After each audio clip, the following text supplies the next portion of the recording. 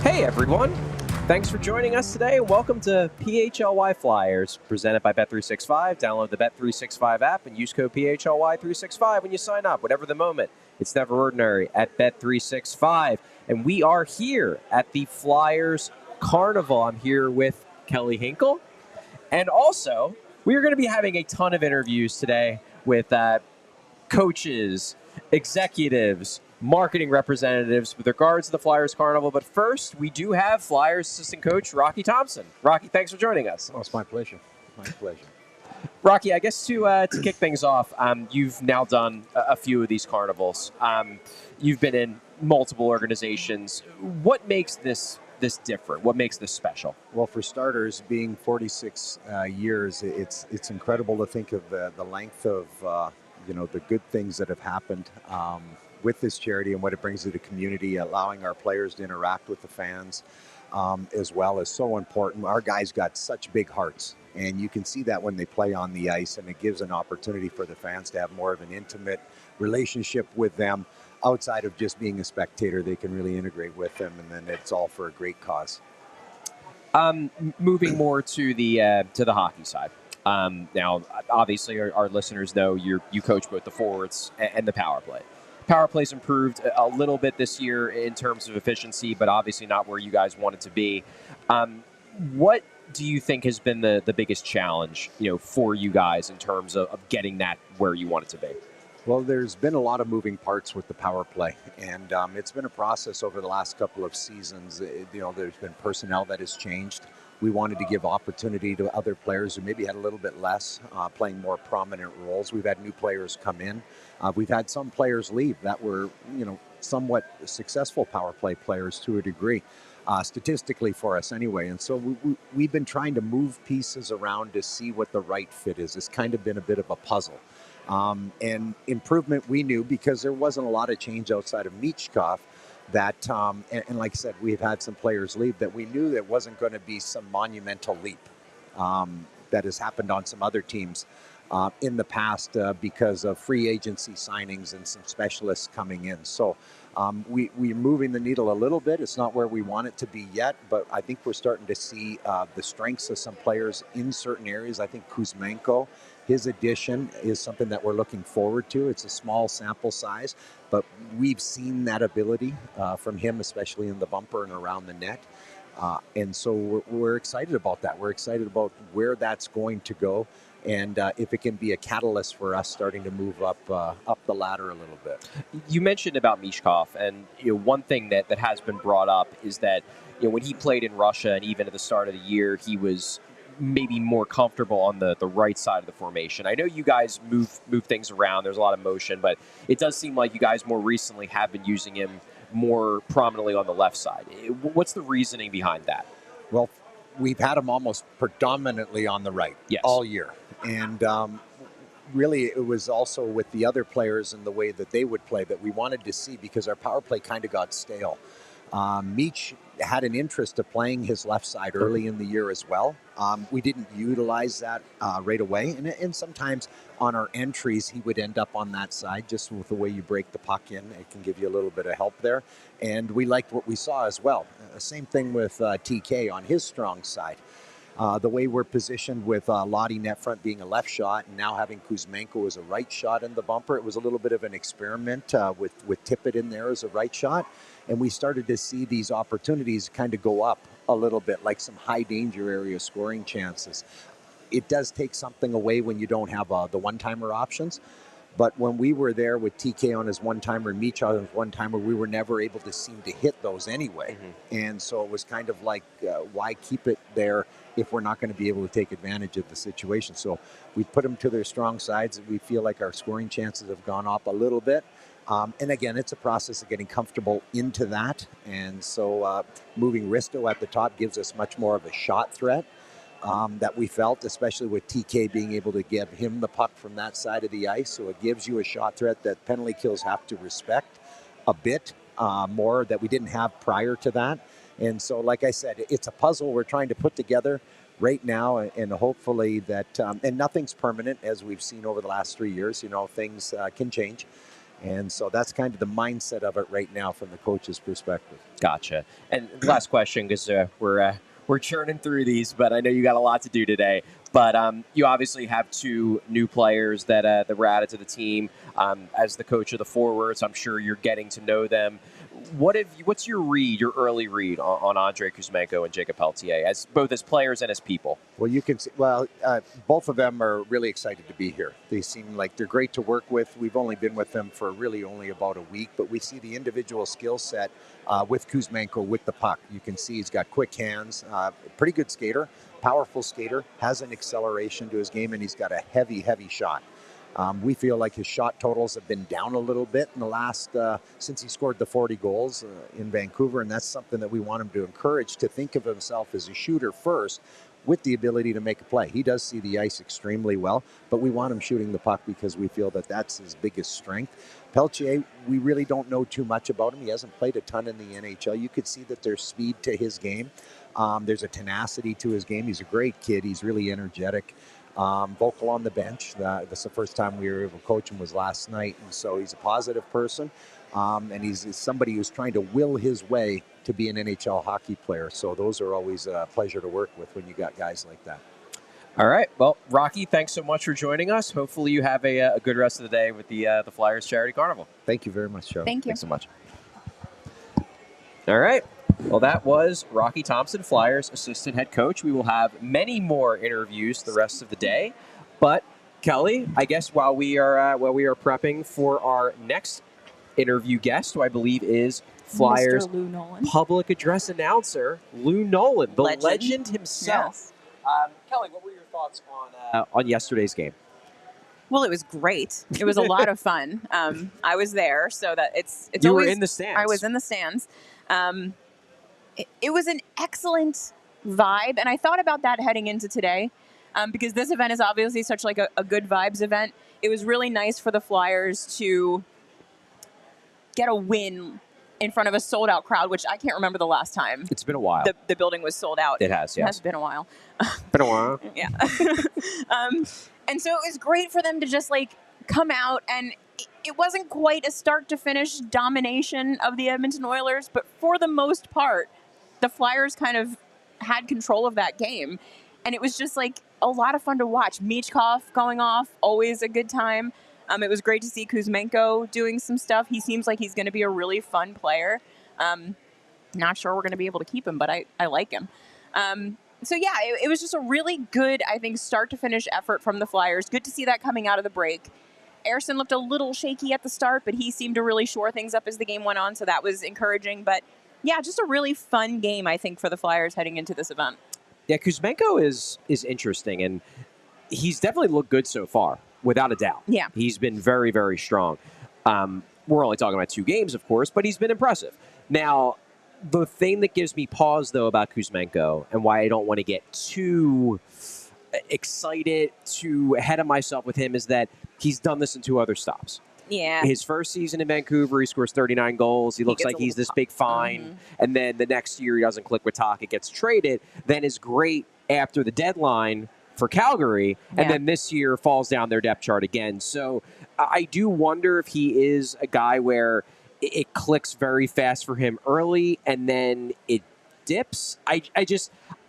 That's the concern I have about this test run. Yeah. Because it's very short. They're giving him the test run. We have a sample size of 2 other places where he's played well and then fallen off. I worry, if he keeps this going and then the Flyers sign him to, a 2-3 year deal, and then next year he falls off a cliff again. That's my concern with Kuzmenko, but I will agree with you that so far he's looked good.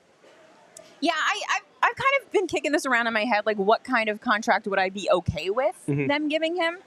max 2 years for sure. Okay. Max 2 years. Okay. Also, if he's willing to take not a ton of money, like I feel like the risk isn't too high then. If he's willing to take a reasonable amount of money, maybe like 3-4 million tops for 2 years. Mm-hmm. But then again, like, why would he do that? He could just go back to Russia and make a pot of money. Yeah, I guess it depends on what he wants to do. Some of these guys want to show that they can get it done against the best in the world. And the KHL is a good league, don't get me wrong, but it's not the NHL. The NHL is, peak hockey. Right. And some guys, even if they can make $1 million more a year. Yeah, not the money. It's more about showing that you can hang with the best. Yes. So I don't know what he's going to want to do. I'm sure that he will get offers in Russia. I would imagine. I mean, he played there for a long time. I'm sure that he still has a lot of connections over there and has his agent over there talking. But I'm not necessarily opposed to the idea of re-signing him. It just worries me that he's dipped in the past. No, I know. It's hard to look at that track record, especially since he's done it with 2 teams, and not think that he's like, why wouldn't he do it here too? You know what I mean? Like, if it was like one time that it happened, maybe you could see it. But he does seem to do this thing where he gets to a new place. Maybe it's like excitement. Maybe it's like a little bit of an FU to the former team. Like, maybe it's just, I don't know, whatever. The initial change of scenery gives him a little bit of a pop, and then he drops right off. So, I don't know. Hard to say, but it's cool that we're going to get to have at least a little bit of fun watching what so far looks like a fun player. Yeah, I would agree. And then Peltier made his debut yesterday. Didn't stand out too much to me. But as I noted on the post-game show, I thought that something that maybe hurt him a bit was the fact that I thought more than any other player on the Flyers, Ryan Poehling showed the most signs of rust, and Poehling was Peltier's center. So I felt like that hurt that line. And it makes sense. Not only did Poehling obviously sit out the break like everybody else, he missed, 2.5 weeks leading into the break with a concussion. A bad one, apparently. A bad one. Yeah. I mean, it was not a good one. We remember the hit, and, he was struggling a bit to recover from that. Obviously, it looks like he has recovered now, but I'm sure that is a tough thing to come back from when you take a big hit like that. It just seemed like, especially in the first half of the game, he looked very out of sorts. So I'm not quite sure if it's fair to ding Peltier for not making a huge impact when that whole line struggled, I think, in large part because the center, Poehling, was very much getting his feet wet again. So I wonder about Peltier if he's just a guy. It's possible. Because he was really up and down in Calgary between the AHL and the NHL. He never really stuck in the NHL. And I wonder if he's just like another one of these like quad A solid call up, but doesn't really bring enough on a night-to-night basis in the NHL for him to stick. And then I also wonder, and I don't know what you think about this, given that he's a pretty small winger, like, are he and Bobby Brink redundant? Like, do you need both of those guys on your team? It's a good question. I think they're different types of players. Yeah. Brink is more of a pure, and he's definitely added more of a gritty element to his game this year, which has been cool. He's fit really well on that line with Noah Cates, Tyson Forrester, because he's become a better checker, because he's just added a little bit of sandpaper to his game that he didn't have last year. But I still view him more of a creative playmaker type. Yeah. Whereas I don't think I view Peltier that way. And honestly, part of the thing with Peltier, and Rocky Thompson actually kind of hinted at this when he said that, he's trying to prove himself as an NHL player. He's trying to carve out a role for himself. A lot of this part of a young guy's career, especially if you're not a clear-cut, dominant top 6 scorer like Michkov is, like we know what Michkov's role is going to be. He doesn't need to figure it out. Peltier needs to develop an identity. He does. He needs to figure out, it's like that I think you should leave, like figure out what you do thing. I think that's kind of where he's at. He needs to figure out what he does in the NHL and what he does well. Now, that might be being an energy bottom sixer. That might be being a scorer, if he can score. But think back to, like, Scott Laughton. Scott Laughton came up, and Scott Laughton was wanted to be a scorer when he first joined the NHL, when he first was there. He wasn't good enough of a scorer to be a top 6 NHL forward. He went back down to the AHL, reshaped his game, turned himself into one hell of a bottom 6 forward. And then, because he got so good at that, he ultimately got to a point where he could play in the middle 6 again and score more than I think at the time people thought he could. Yeah. So maybe for Peltier, it's something similar where he needs to figure out what he is. It seemed like he was starting to figure out what he was in Calgary. Then he gets traded. Now he's got to go through that process a little bit again with the Philadelphia Flyers. And it looks like we have our Mr. second Lou Nolan. guest, Lou Nolan. Lou, thanks so much for joining us. You're welcome. Glad to be here. Yeah, it's great to have you. I know we interviewed you last year at the Flyers Charities Carnival. I recall that. Interviewing you again. I guess to kick it off, how special of a day is this for you in terms of the Flyers calendar? Well, it comes but once a year, of course, which you already know. But it means so much for so many people, underserved individuals that could perhaps might not be able to benefit from something that on their own that may need a little push financially to help, and Flyers Charities does that. Flyers Charities in general is just a wonderful organization. Cindy Stutman, Blair Listino run that, and it's just terrific. We see them all the time, whether they're auctioning sticks off, game used sticks, different pieces of equipment perhaps, the baskets, which are out there now until I think Wednesday. Yeah, those are fun. Yeah. So the players build them, and it just means so much. 46 of these now. Yeah. I've been at all of them. And they've been fun. They've certainly changed down through the years. But this looks like it's beginning to be a particularly good one.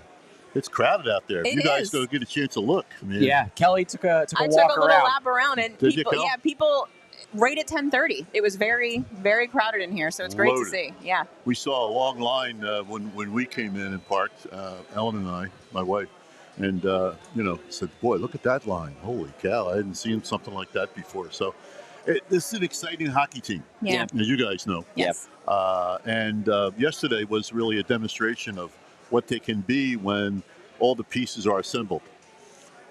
It's difficult sometimes because of injuries, and hockey is that kind of a sport where you get injuries. But it's difficult sometimes to put it all together. But Danny Bear's done a great job, and when it came all together yesterday, Against the best player in the world. Yeah. Yeah. Yes, and he was neutralized, but I'll tell you, he had flashes, didn't he? Yeah. It's Boy, hard to keep him contained for a whole game. Look Yeah. out. Because I'm on the headset and he starts, and I say, uh-oh. And it works out pretty well. So generally a great day for everybody that's involved. We feel a good sense of satisfaction from this, whether it be dropping in to see you folks and having a chance to talk, whether it be seeing the players that we don't see a lot, like Wayne Simmons there up in Toronto. I'll go say hello to him after we finish this. Just a terrific guy. Yeah. And, I think he was a board member of Snyder Hockey before he was traded. Just amazing stuff. Everybody pitches in. All players will be here. They'll have a good time, whether you're going to play cornhole with them or whether you're going to just get an autograph or take a picture. It doesn't really matter. And for the fans, I mean, this is fabulous, I get excited myself, and I see the players, every game. So it's works out pretty well. It Yeah. does. It does. So you mentioned 46 years of this event. You've been with the organization since the start. That's right, Kelly. How do you still find a way to get excited? Like a game yesterday. I'm sure you're watching that game and you're just as excited as I was seeing Matvei Michkov do Michkov things and score those goals. How do you still find yourself getting excited for these games? Well, I love the sport. I love our team and our players. But I also love the fans and think that I owe an obligation to people to be professional about it. And when things don't look so good, I try to make them look good. When things are good, it's easy, it's easy then. But we score a goal, whether it's first goal or second goal or whatever, or get close with it. It's an exciting thing for me to be able to bring that. Whether it's going to be a power play opportunity or a goal. I mean, I spoke to Michkov before the game yesterday, and meaning speak. Just a few sentences. He understands better now than he did. Yeah. And he's learning the language. But he went from a bigger rink to a smaller rink, with different angles and everything else, but he still can pass the puck and see. He sees. The vision is crazy. Oh, you know, 2 assists and good ones too. Yeah. And the goal was good. You know, he knows where to go. He knows where to go. He's sharp, and he's young. Yeah. You know? Yeah. Just You could turned- say you turned could say 20, he had, I think. you could say he had 3 assists because the goal he basically assisted it to himself. He He's did, the one Yeah, that- that's right. That go off the pipe. I don't know what happened to that one. I don't know if it may have caught the pipe. Or the It- goalie. Yeah, but Yeah. It bounced off the end backboards and then goes right to him. Right to him, Yeah, I had a great angle on that one, so I saw that and said, "Oh boy!" And next thing you know, it's in. And I'm glad to see he has success. You know, he's got 17 now. Yeah. I mean, Tied for Not the bad. rookie lead, right? With celebrating. yeah. We haven't had a rookie of the year here in in all our years. Yeah. But we've deserved it a couple times. Yes. Billy Agreed. Barber deserved it, and the New York media took care of that and got it for their guy. But we could use one here, and Meach could He could do it. Yeah, I think so. Yeah, especially with the right line mates, and it looks like they might have him with the right guys now. Yeah. That Couturier-Tippett combination with him yesterday looked fantastic, and at the very least, they should give it some time to see if it continues, right? Well, we'll see what he wants to do. You know, the Yeah. coach has definite ideas on what he wants to do, and I really like him. And he knows his stuff, and he's surrounded by good people. And they say, well, before the stats weren't great, the power play stinks, this and that and the other. You got to give that time Yeah. because they don't automatically come in and the power play works. But I think it's time. Let's hope it's time. I So hope it's so. time, You know? All right, Lou. Well, thanks so much for joining us. We don't want to take up any more of your time. I'm sure you have a busy schedule today, but thanks again. It's always great talking to you. It's always fun. I enjoy that. Thank you so Kelly. much. Whoop, we do go cord there. Well, we Let's got try there. that. There we go. Yeah. Thank you so much. Okay, thanks, guys. You Yeah. guys be good. All right, you too. Righto. That was Lou Nolan, the the man, best. the myth, the legend. I love him. Always great to have Lou on the PHLY Flyers show. And he is not the last guest we will have on this show today. We have so many. We have so many guests in the I next, don't know what to do. 45 minutes? I think we'll be Mm-hmm. on until a little after noon. We have the voice of the Philadelphia Flyers, the other voice. Jim Jackson is the television voice. Yes. Lou Nolan is the in-arena Yes. voice of the Philadelphia Flyers. The 2 voices of my entire life, Yes, really. exactly. So we will have Jim Jackson joining us in about 10 minutes. Then we will have the man at the top of the food chain, Dan Hilferty. Hilf Daddy. The Hilf Daddy. I will not call him that to his face, I promise Please you. do not. I will not call him Hilf Daddy. And then we will close out the show with an interview with Keith Jones, the president of hockey operations excited about for that. the Philadelphia Flyers. I believe it has been mentioned in our comments section by our wonderful producer, Brenna, but all of the super chats that we get today on the show, all of the money we raise will go to Flyers Charities in support of the Carnival. So Yeah. you're not just sending us the money, you are sending the Flyers and all the great things that the charities do. The money, I believe we're at $29.98. So Look at $30 that. raised so far. Thanks so much to And I'm everyone guessing who's we'll get donated. to read them, right? I At guess some we'll get point? to read them the at end, some probably. point. Yeah, at cool. the end we will get to read them. So Outstanding. we have Jim Jackson joining us in about 10 minutes, Cool. but in the interim, I guess we can get back to the Philadelphia Flyers. Let's talk about them. The hockey team, the Flyers, is back. Matvei Michkov very much looks back. He looked back. We Charles. obviously talked to Lou Nolan. He was understandably singing Michkov's praises. Yes. That was I said in my article after the game that I don't want to say it was his best game, but that more speaks to the fact that he's already, even as a 19, 20-year-old rookie, already had a lot of really, really good games. Like that game against Yes. Washington a few weeks ago. He's had multiple games during that stretch from let's say early November to mid-December when he was really rolling.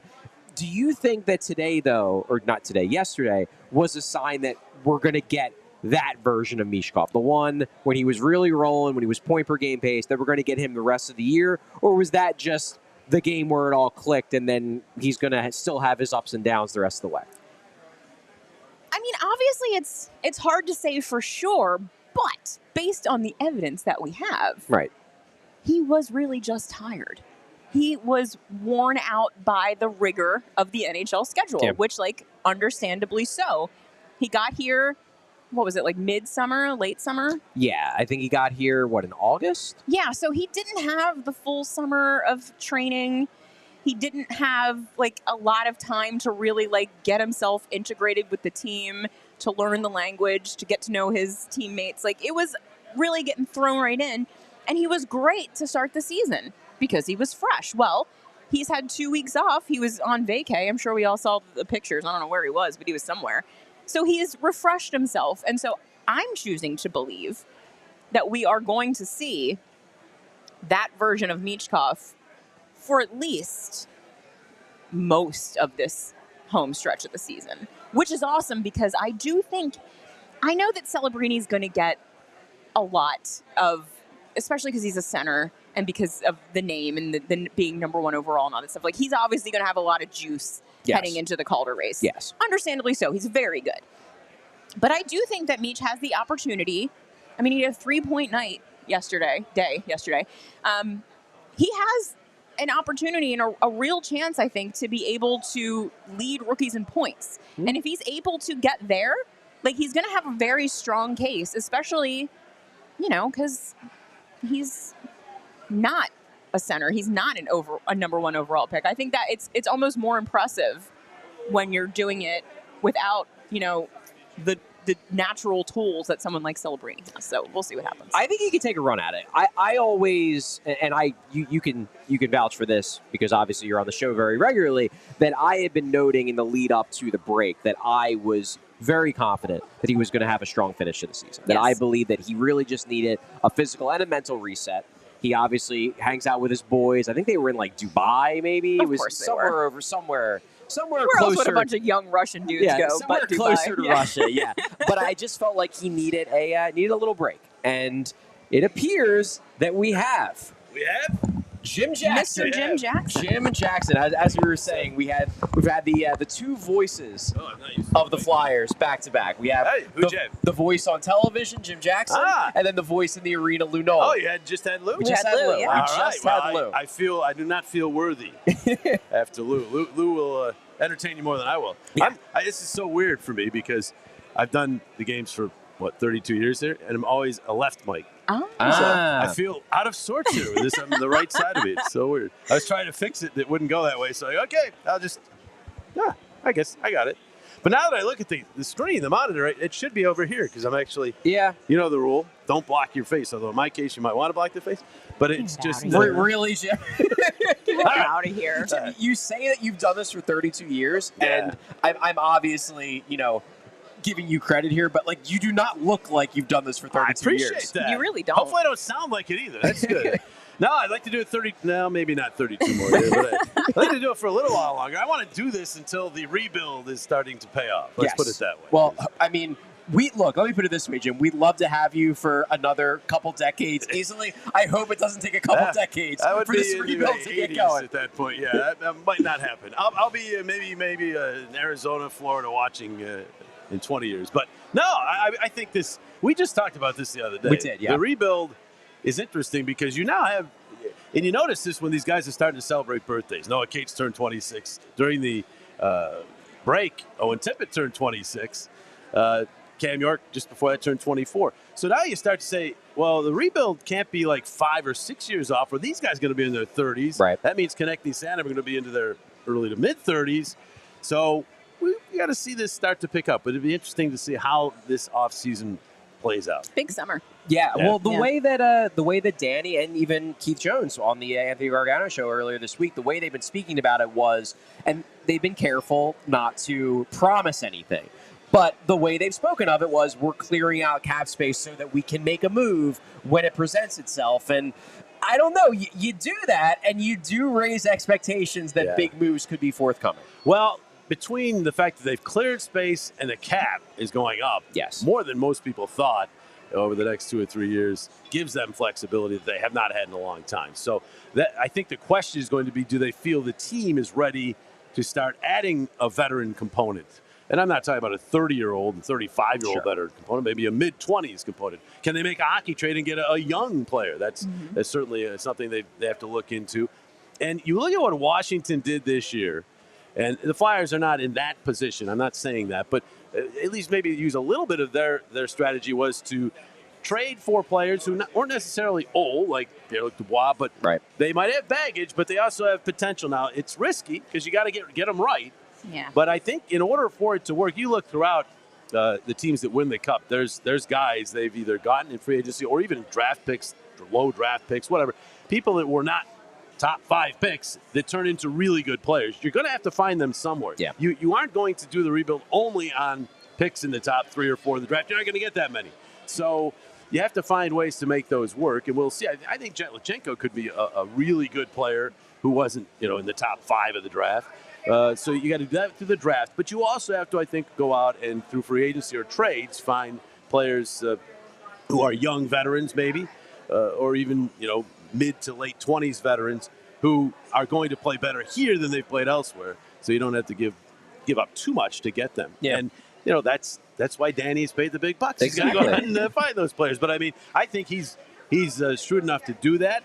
Are we to the point of the rebuild now where they start to do that? I'm starting to hear from things they're saying that maybe we are. Yeah. So this summer might be the first test of that. Or even the trade deadline. I mean, the trade deadline would be a hockey trade where that would be the case, where I could see them trade picks or a player, but for a young player or a prospect as opposed to just getting draft picks back. Yeah, and part of it too is that you look at the teams that win, the teams that win championships. Now, there are some where you look at like Colorado, where they're built off of top 5 picks, but then you even look at Jim Jackson, very popular man. But you even look at say Tampa. They had Stamkos, Hedman, but then you draft Braden Point in the 3rd round. You draft Nikita Kucherov in the 2nd round. Yes. You get Vasilevsky late in the 1st round. You need to hit on those picks. You have Florida digs up Gustav Forsling out of nowhere, and then he becomes a stud defenseman for them. You need to have those unearthing of guys that are overlooked to make it work. And conversely, just because you get a top 3 or 4 pick doesn't mean it's going to pay off. We certainly know about that. So, it's not all of that's where the tanking thing bothers me, because A, you don't guarantee yourself the first pick in the NHL. Right. But B, this doesn't always work out. I mean, Nolan Patrick didn't work out. It's at the time that was not a risky pick. No, it was Hischier, Patrick, 1, 2, really. 2, 1, Mm-hmm. and the guys behind him turned out a little bit better. A little bit. So the draft is it's not a sure thing either. So these rebuilds are all different. Look at Buffalo; they've had high picks forever. They're hey, they're on a run now, but still looking like maybe another year out of the playoffs. And then Washington goes out, restructures their team in one fell swoop, and they're the best team by points percentage in the NHL. And you look at Vegas starting from scratch, went to the Stanley Cup Finals and won a cup in 6 years. So there's different ways to build it. Jim, I'm curious what you're feeling, because you're in a unique spot in that you walk out your door and everybody knows who you are. You're a Flyers guy. Yeah. What is your read on where the fans overall are at right That's now? a good question, because all of us, I know, Charlie, we've had this conversation. Yeah. We're on social media, and we tend, because that's what we're seeing on a daily basis, to think that's all that Flyer fans think, what you see on social media. But my theory on that is that people on social media are really, these are hardcore fans. These are fans who know who the Flyers' 4th round pick was in 6 years ago, 7 years ago. I don't even know that without looking. But I mean, these fans really know their stuff. But they're also not the general populace of fans who go to the games to enjoy themselves, have fun, want to see winning hockey for sure, but they're not involved in every single decision the club makes. They're not involved in all the prospects and all that. And you and I and all of us get caught up in what we see and hear and read on social media. And so I think we feel maybe it's a bit more negative than it is.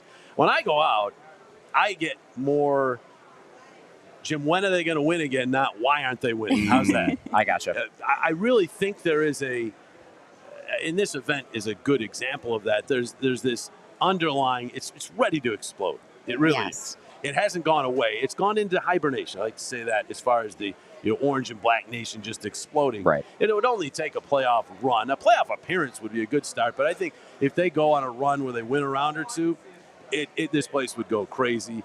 I've been actually pleasantly surprised with the building this year, with the team not really in the playoff spot for much of the year, the attendance is held pretty firm. That place was full yesterday. Yeah, sellout. yesterday, yeah. And, there's going to be some nights, especially coming up here, they've got a ton of home games in a short period of time. And financially, people can't go to all those games maybe, but there might be some empty seats on your Monday night games or Tuesday night games or whatever. But I've been pretty pleasantly surprised with the support. I do believe Danny, Jonesy, Dan Hilferty have done a great job of messaging. The fans know what they're trying to do.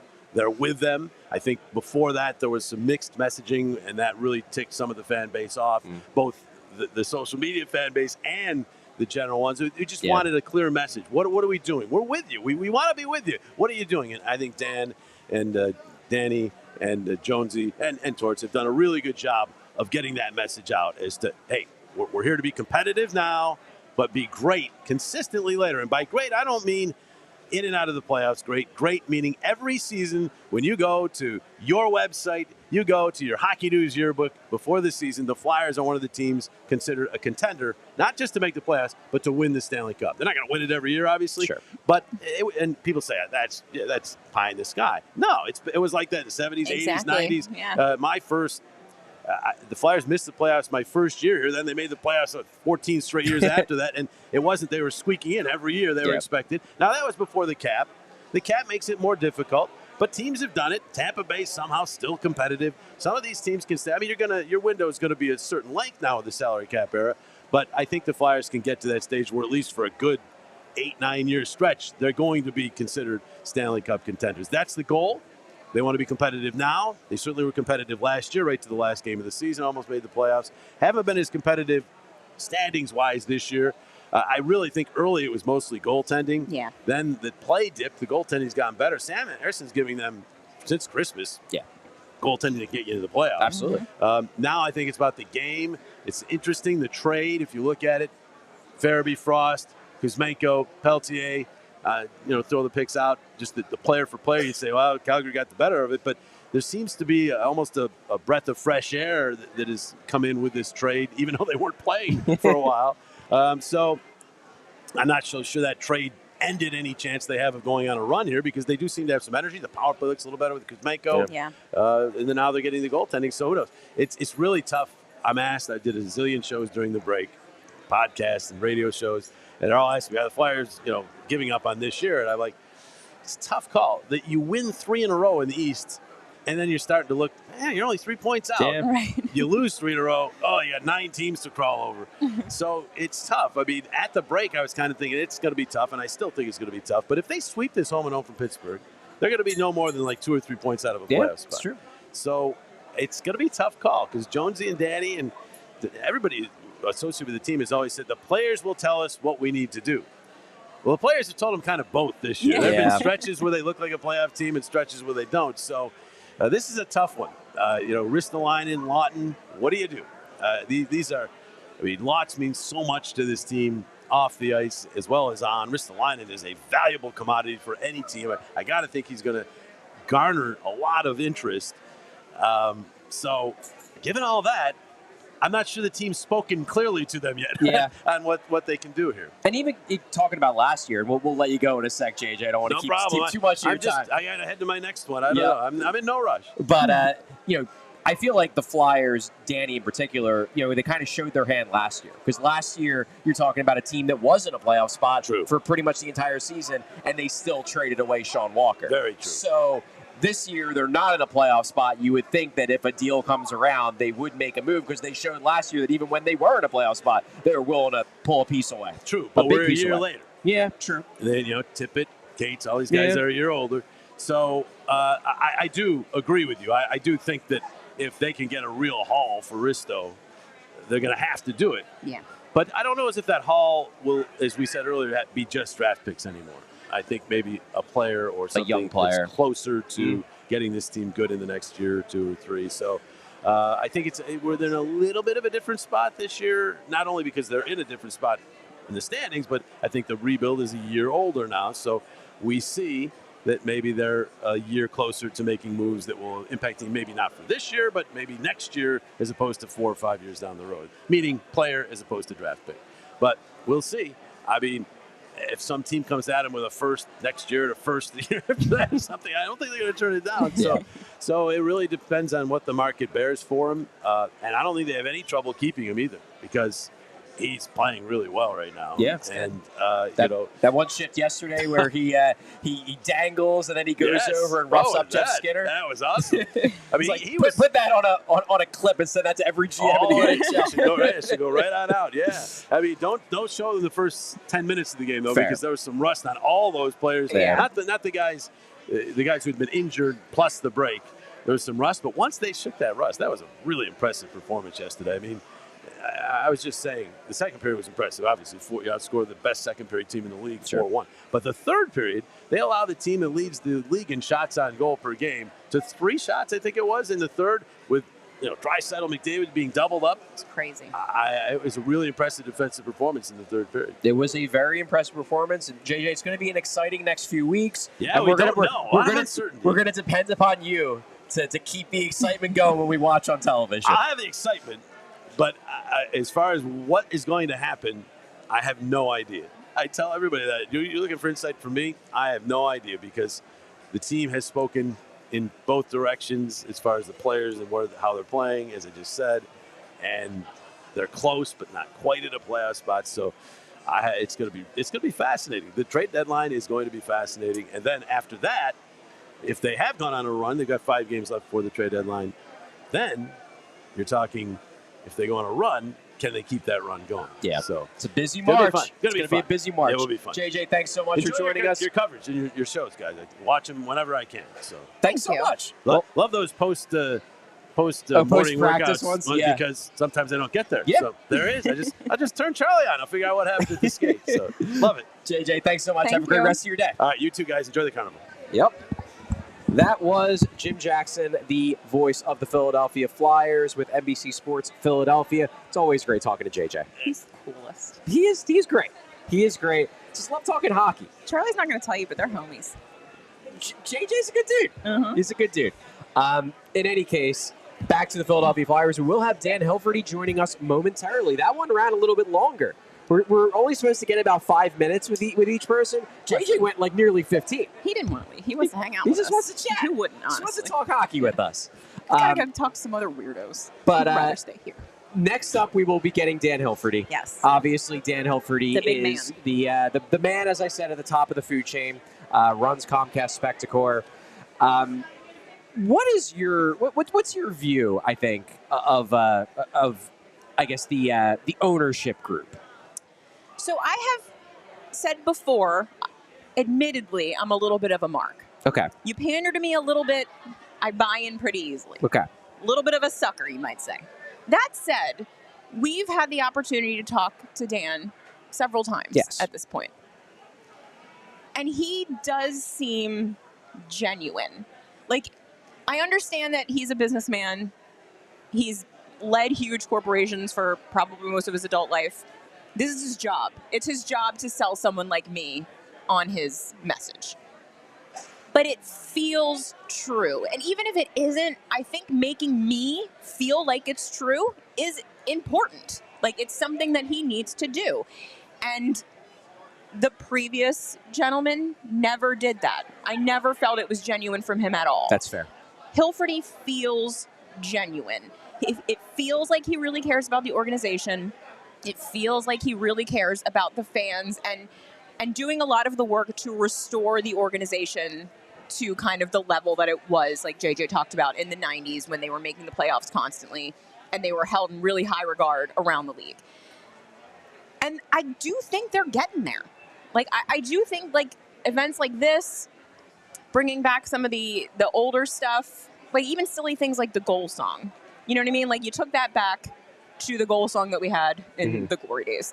I don't know. It just, I'm impressed by the level of, I guess, commitment to the bit, you could say. Like, they do seem committed to bringing the Flyers back to what they used to be.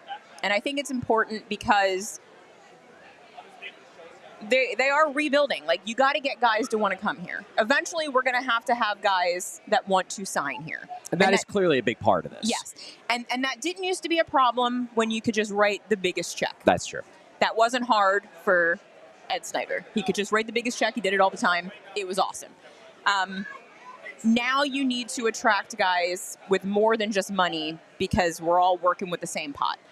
And I do think that they're doing a really good job kind of bringing the Flyers back to the family feel, which I think is the thing that was the biggest strength that we had for most of this organization's history, is that people wanted to play for the Flyers because they knew that once you were a Flyer for life. Yeah. And that meant something. Like, you were always going to be taken care of. And I think that's important. Yeah. And you go back to, I've made this point multiple times about the idea of pandering. And I've gotten in hot water with some people on social media that don't get the point I'm making, is that I think pandering is good. Because some people hear the word pander and they think, oh, that means it's not sincere. And my opinion is that it almost doesn't matter whether it's sincere or not. If you care enough to pander, that shows that you care. That shows that you care. And that's what matters more than anything. Now, ideally, you would love it to be truly sincere and, so heartfelt. And I do think that Dan Hilferty is sincere. But even if it is just an act, it shows that they care enough to put on the act. And you're doing it well enough that I buy it. Yeah. So that's important, too. So we will have Dan Hilferty. He's actually right over here right now. Oh, there he is. I can see Dan. He's coming into the screen momentarily. Hey, Dan. Hi, nice to see you. Charlie, how are you? Great to see you. So Dan Hilferty, Chairman CEO of Comcast Spectacor, is making his way around the fruit truck, it appears. The traditional fruit truck. The traditional fruit truck. Here at the carnival. Indeed. Dan Hilferty, obviously Oh my goodness. very popular man. What? JH gave us a $99.99 super chat. Whoa, JH.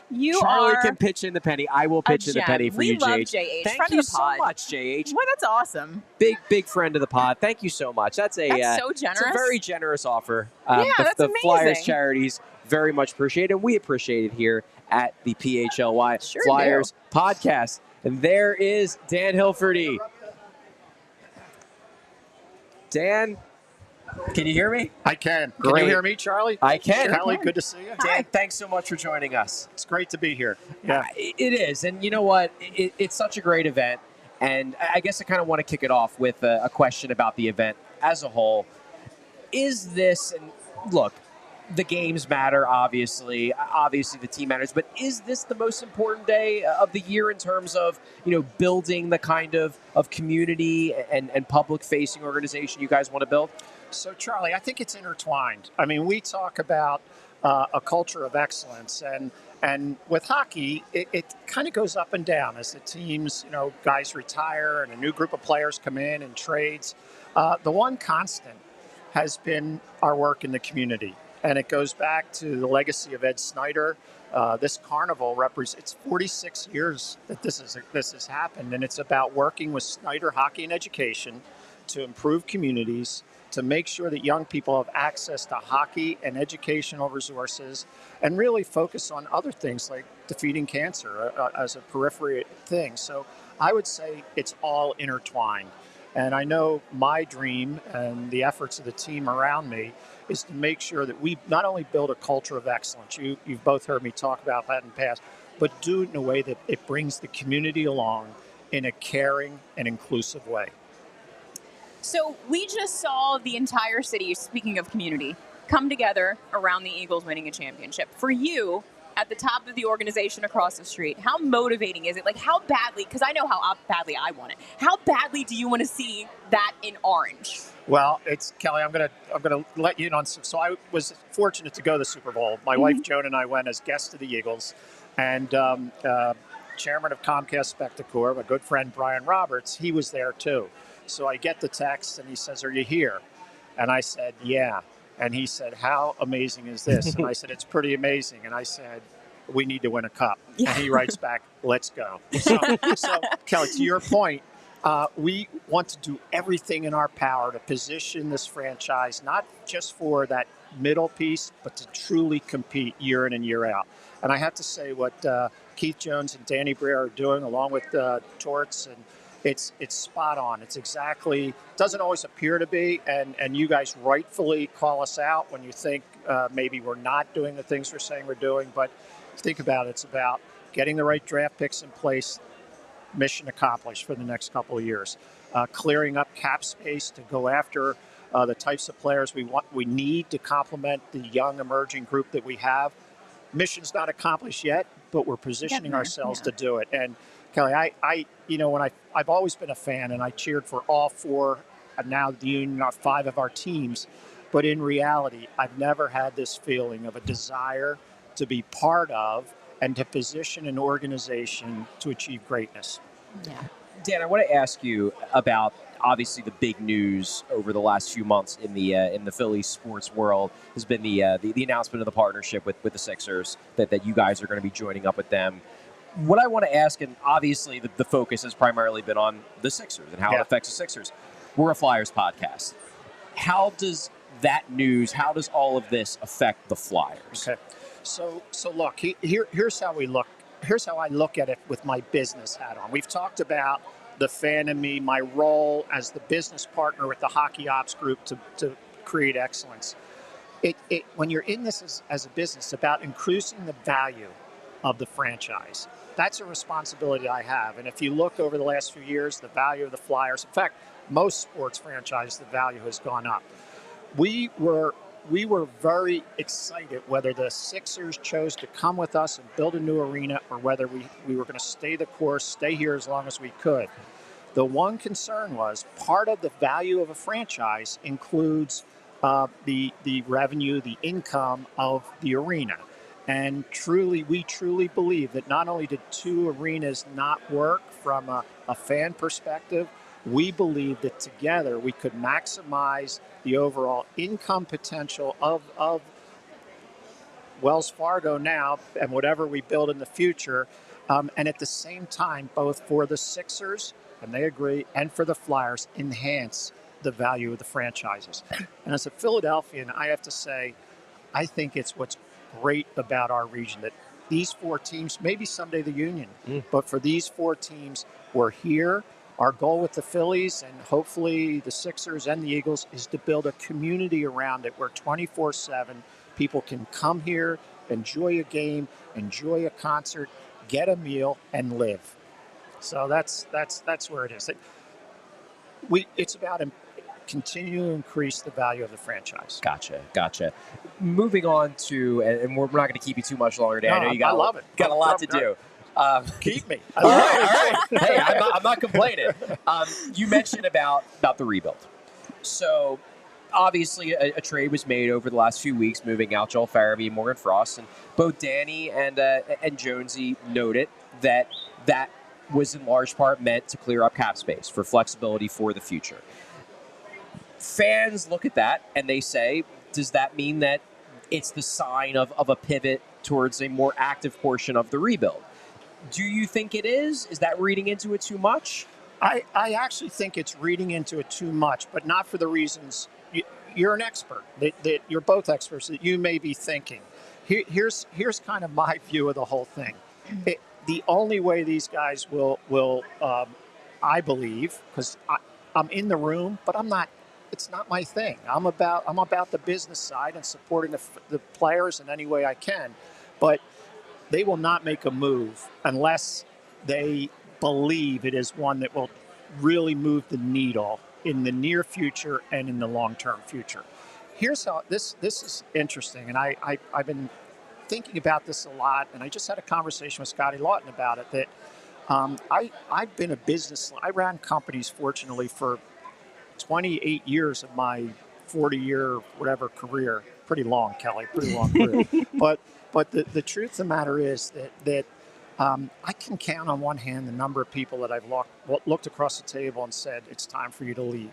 I feel those folks deserved it, but at the same time, I've always been about building a community of believers, a community of people where your skill set complements mine, yours complements Charlie's, Kelly, and we all maximize, cover each other. I have deficiencies, cover up each other's deficiencies. So I kind of lived in a bit of a la-la land as it came to professional sports. I not only admire these players and respect them for their craft, I care for them. And so these two guys getting traded was hard for me.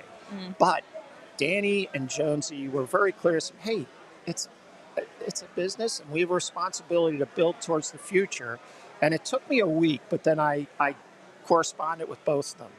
And their responses, just grateful for the time they had here, but now the new opportunity.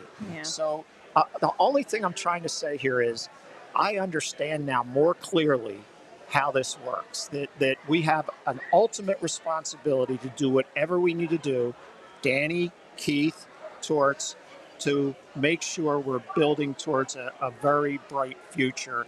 And sometimes guys move on to a new team or whatever it might be. And you know what?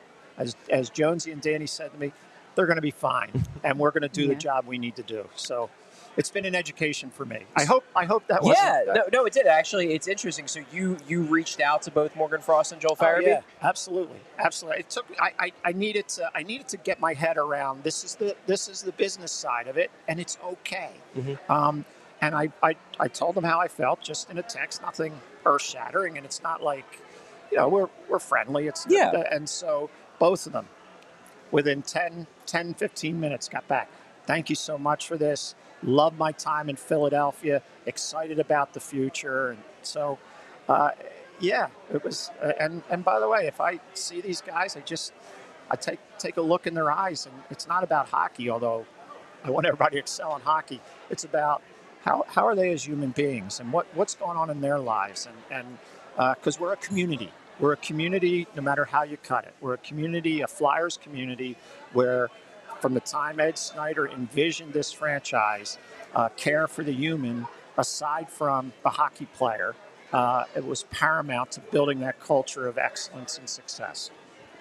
So, taking you back to your fan hat a little bit, we got to see two of our guys go to Four Nations and win, not gold, champion, I don't know, whatever. Trophy, something. Whatever they it is. won the thing. Whatever it is. Did you get to watch any of that, and did you enjoy it? Watched every minute of it. Wasn't it great? It was so phenomenal. good. And let's think about it. Torts, the assistant coach, Risto would have played. That's true. He would have. But he was hurt. How about Urson? Yeah, he looked great. I talked to him last night, and I said, Urson, you were amazing. He had the biggest grin on his face. And then the two Travises. I mean, I wanted to see them, so I met them after they got home, and I just wanted to look them in the eye and congratulate them and the pride that they felt. And it wasn't just Canadian pride, reaching the pinnacle of your hockey career. It was Flyer pride, and that really meant a lot to me. I said to Travis, they'll call me Hilf. Everybody gets a nickname in hockey, although when I was growing up, that was my nickname too. There you go. But Travis and me, Hilf, and I said, Wait, which Travis? Oh, connect. Small Travis. So he said to me, I said, I just left practice. How'd we look? Oh, come on. I said, you looked great. You looked great. That was it. Anyway, it's just about building community and keeping it real, though. It's got to be real. It's got to be sincere. And balance it with Jonesy and Danny and me in my role have a responsibility along with Torts to make sure we ensure a very bright future. Yeah. I would say that you guys are doing a good job. Obviously, the fans are going to be hard on you guys because they want to see a great team. Yeah. They want the excellence you're talking about. But I think the general consensus, I would say, is that certainly in terms of building the community, that you guys are doing a really good job, and events like this show it. Oh, yeah. Yes. No, I agree. And if we have more nights like last night. That was so good yesterday. My gosh. That was a great game. Fun. First sellout in 5 years. Was it really? That long? I was wondering how long it had been. That was awesome. And the crowd was great. And by the way, the Eagles' chance, so be it. They won a Super Bowl. But then my wife was walking out, and somebody started an Eagles chant, and they finished. And then all of a sudden, about 15 people behind her start going, F. So there we go. I take that as a victory. There you go. As I've said on the show, I'm iffy on the Eagles' chance at Flyers games. The one time I am very much in favor of them, though, is when Flyers fans invade another building. Then you do the Eagles chance to show that you've taken over. It's the best. That's when it's great. You know what, Charlie? You see it, and Kelly, I don't know how much you get on the road, but it's fun in almost every arena. game opener up in Vancouver, the number of orange jerseys up against the glass, it's like heartwarming. We it's travel phenomenal. well. Yeah, we do. We travel well.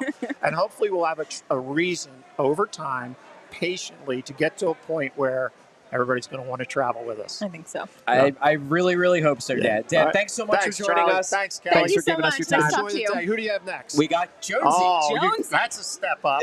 All right, thank you. All right, Dan Hilferty, everyone. Thanks so much for joining us. Thank you. Always a pleasure. Always a Charlie. pleasure. Have a great rest of the day, Dan. I got big news. You got big news. What's the big we news? are over $400. Look at that. In Super Chat donations. We have a great audience. We truly do. You guys are the literal best. We have a great audience. It's true. It's a lot of great people, a lot of people who not only really care about the Flyers, but care about things like Flyers Charities and the great things that they do. Snyder Hockey, all amazing, amazing organizations that do great things for the community and just for hockey as a whole. It's awesome. And I'm going to ask you guys, I'm going to look right into this camera. I'm going to do a bill. You bought everything he said just now, right? Like, he is, I just believe him. Just believe him, yeah. I really think he means all of this. I was... And I don't know if anybody else actually knew this, if it had been reported. If it had, I hadn't read it anywhere, that he reached out to Frost and Farabee. That's I thought great. That was just a really, like, one of those things that you don't have to do it. And the fact that he thought to do it, it does speak to it being sincere. That's exactly what I was talking about with the establishing the Flyers once again as, like, a family. Like, yes, you've been traded.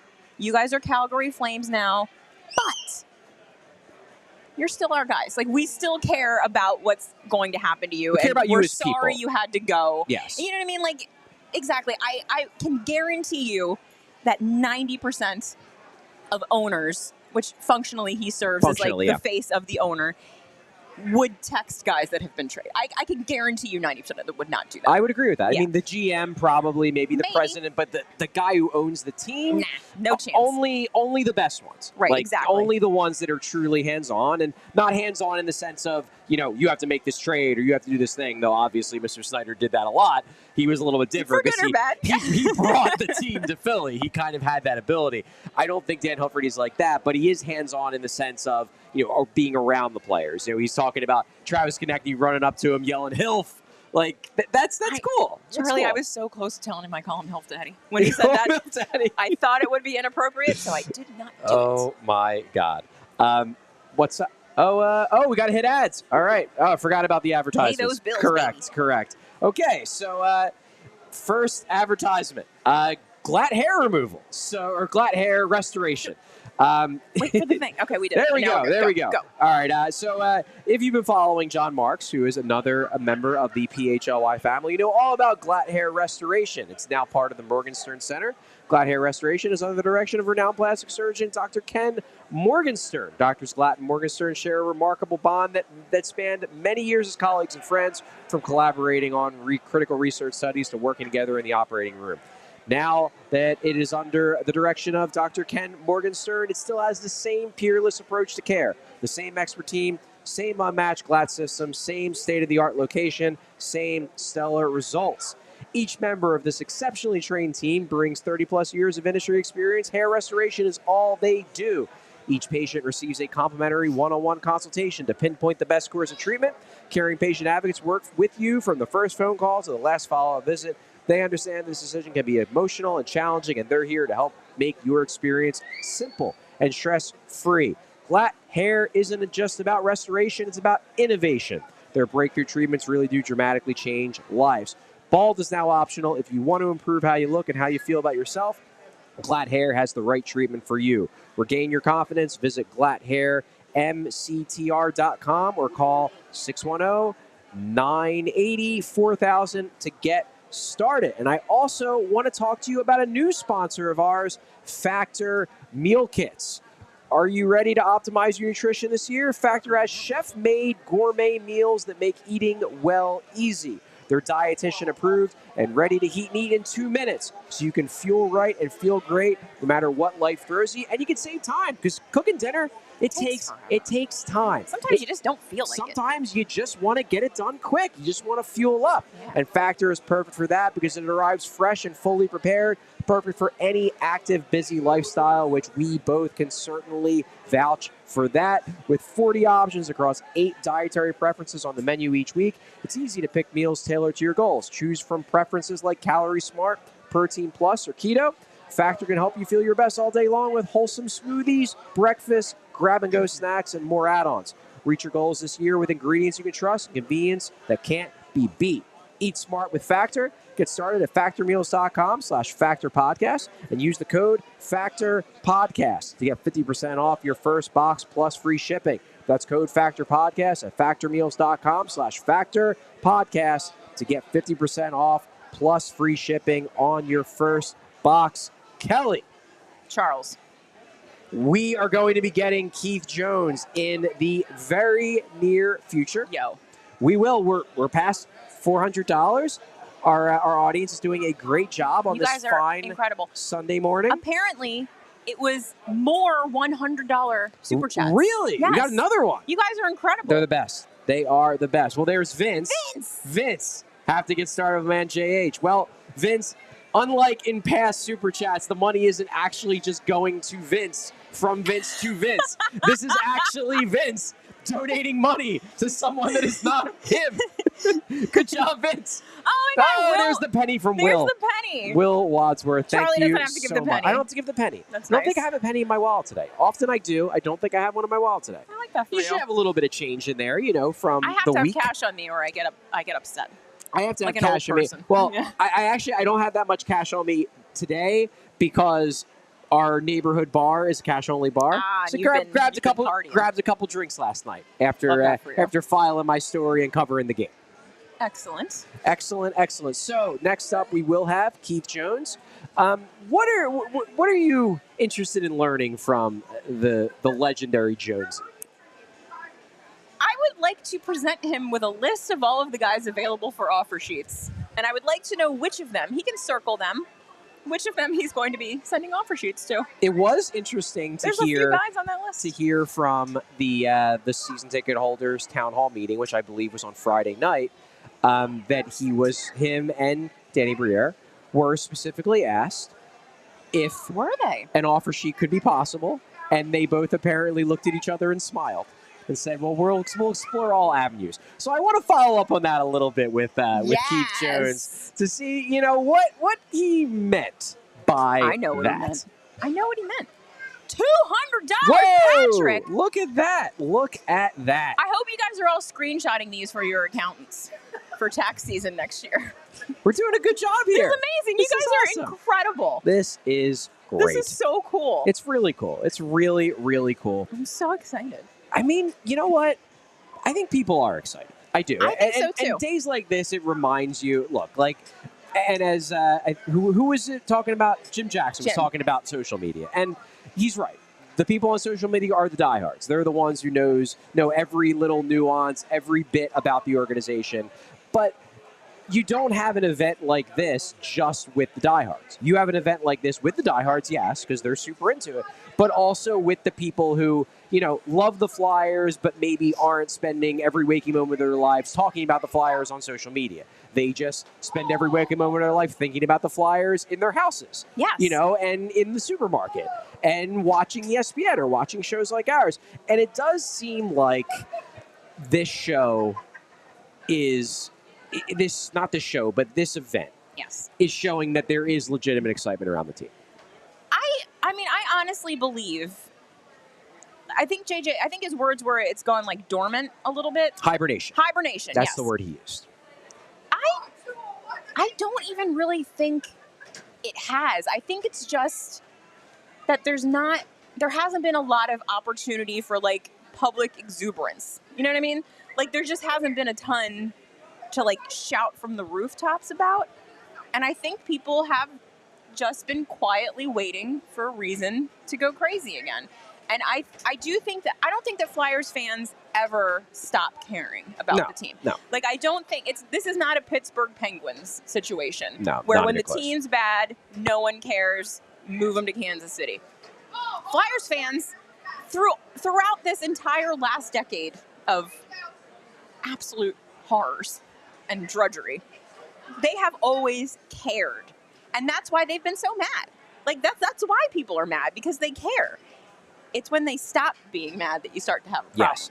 I think they were approaching that point around the end of the Chuck Fletcher era. When there were people that were beginning to slip into apathy. Mm-hmm. People who their entire lives lived or died with the team. And I do think that the switch to Dan Hilferty, yes, combined with the drafting of Matvei Michkov, brought a lot of people back. I think so too. I think it did, because then suddenly, the evil man, everyone, the fan base, I think universally by the end loathed Chuck Fletcher. He was gone, so they were able to pitch new to the fans, and then you follow it up by getting Michkov, a legitimate superstar potential prospect. I think that brought a lot of people back into the fold, at least in terms of being interested. I think so too. And I think you're seeing it this year because while there is still frustration and there is still concern about whether they're doing the rebuild the right way, that is very real. The one thing that every fan can agree on is that this Michkov kid is fun as hell. That is the one thing everyone can agree on. It's the one I actually wanted to ask JJ about it, but we kind of ran out of time. Just like, it's been so long since we've had, there's always been one or two good players, quality players, Claude Giroux level players. It has been a very long time since we've had someone with the opportunity to be a top 5 player in the league. And will Michkov get there? I don't know, maybe. But he definitely could. He shows the flashes of getting that good at some point. And we have not. Did he do another $100 super chat? I might have. JH. What's up, dude? You better be. You better have a way to write this off on your taxes. These off, bro. Okay, sorry, I got distracted. But yeah, there are reasons to be excited now, and being given those reasons is waking people up a little bit, and that's awesome. Yeah, and with Michkov, you see games like yesterday, and it's hard not to believe that he has that upside because he does look like a Kucherov type. He's never going to be you're not going to get an Austin Matthews, a Mark Stone, a guy who's very good defensively in addition to scoring a ton. But Nikita Kucherov is no Selke contender, and he's still an amazing player, one of the best guys in the league. I've said it 100 times, Charlie. I don't need Matvei Michkov to play one single second of defense. Cherry pick all the time. Kuzmenko was cherry picking on the power play yesterday. I was thriving. I love to see it. I want showboaty Russian puck hogs. Bring them all to me. Well, they might also get I wouldn't say a showboaty, but they might get a Russian goalie at some point in the next 3-4 years. I choose to believe that he will also be showboaty in a goalie way. I mean, it's possible. Glove flashes. It's possible, yeah. But, and I was talking with JJ about this earlier, about the fact that if a rebuild is going to work, if a team is going to take that next step, it's generally not going to be just due to top 5 picks to, first overall picks. You need to nail those, second, third, fourth round picks. You need to get dig up a guy in a trade who was undervalued. You need to, make a great waiver claim like they did, like Florida did with Forsling. And I do wonder if Igor Zavragin could be, and obviously totally different positions, but could be like the Braden Point. If this works out, where he's the guy where, in retrospect, man, he should have been a top 5 pick that year, but they got him in the 3rd.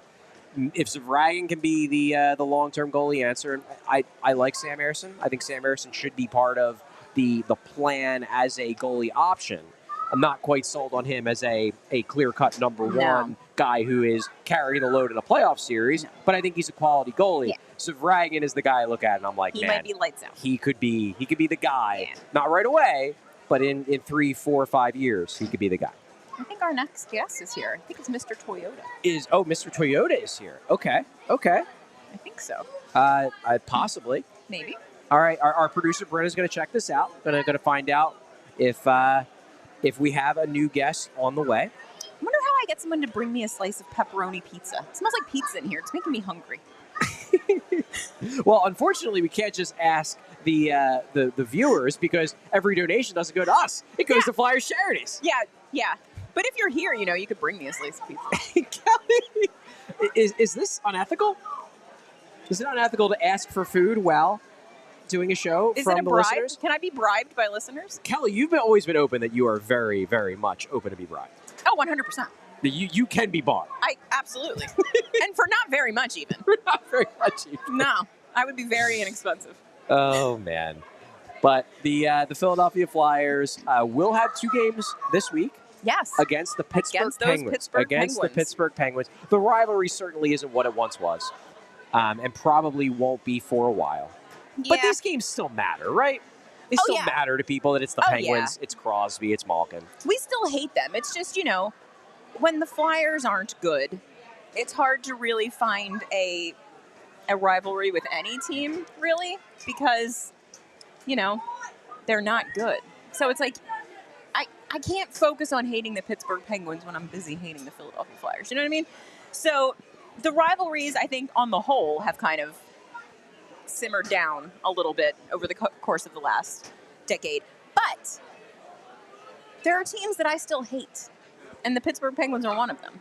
And so, yeah, it's always fun to beat them. And so here's something that they do. And like JJ said, you beat the Penguins twice, and all of a sudden you're like right back in this insane, mushy Eastern Conference playoff race. Yeah, I'm taking a look at the playoff race right now. So the Flyers are at 57 points in 58 games. That is currently 3rd from the bottom in the Eastern Conference. However, they are tied with Montreal and the Islanders, who both have 57 points. Now, both of them have played fewer games. Yes, they're 1 point behind the Rangers, 4 points behind Boston, 5 points behind Columbus, and Columbus is tied with Detroit and Ottawa. So, yeah, I mean, they're 3rd from the bottom, but they're purely by counting, they are 5 points out of a playoff spot. I don't think they're going to make it. No. But it is fair to say that if they were to go on a 6-game winning streak, that they would put themselves right back in the mix. They would. It's a weird year, especially in the East. The whole conference is so mushy. It's just, I can't remember if it was Bill or somebody else that called it like 3 good teams and then just a pile of garbage, and you got to try to climb to the top of the pile. Well, you look at the standings. Like, you have the 6 teams. Washington is the surprise, to be sure. I still don't understand how that's happening. And they're still winning. Honestly. They're doing quite well. But you look at it, you're like, all right, Washington, Florida, Toronto, Carolina, New Jersey, Tampa. Yeah, those are the 6 teams. Like, Washington being the only one who was viewed as a bubble team. But those 6 teams, okay. Then you've got Boston and the Rangers. Those were supposed to be the other 2, and both of those teams are struggling mightily. And it looks like we have a next guest.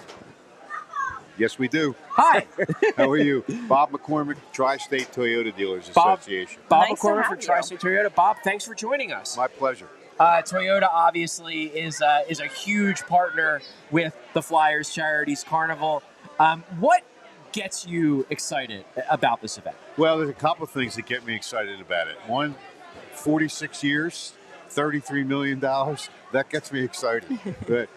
What really gets me excited is the looks on the kids' faces, okay, the families, the fact that kids are here, grandkids are here, parents are here. It's just such a family event. We have great partners throughout the Delaware Valley, obviously the Flyers being one of them.